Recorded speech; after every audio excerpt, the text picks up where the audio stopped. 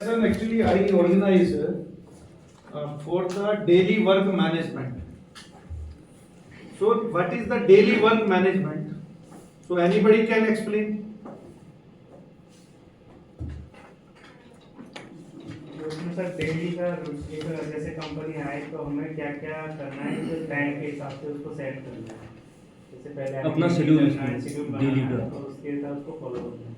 So, this is a one training program, and what is the need of the training program? Why we need the training?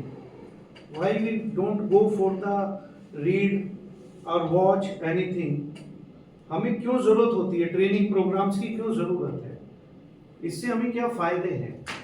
देखिए, तो हमें व्यक्तिगत personal जो फायदे होते हैं ये है कि हमारी जो स्किल है वो एनहांसमेंट होती है, हमारा जो कॉन्फिडेंस है वो हमारा बूस्ट होता है। तीसरा, हमारा जो डिसीजन मेकिंग है वो हमारा फास्ट हो जाता है। चौथा, हमारा जो लाइफ है, वर्क लाइफ, वो बैलेंस हो जाता है। बैलेंस।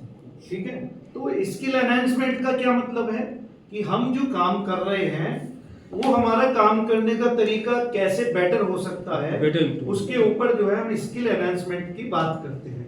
हमारी जो कॉन्फिडेंस है, जब हम ट्रेनिंग ले लेते हैं तो जो कमियां हैं हमारे अंदर वो सब निकल जाती हैं, फिल्टर हो जाती है।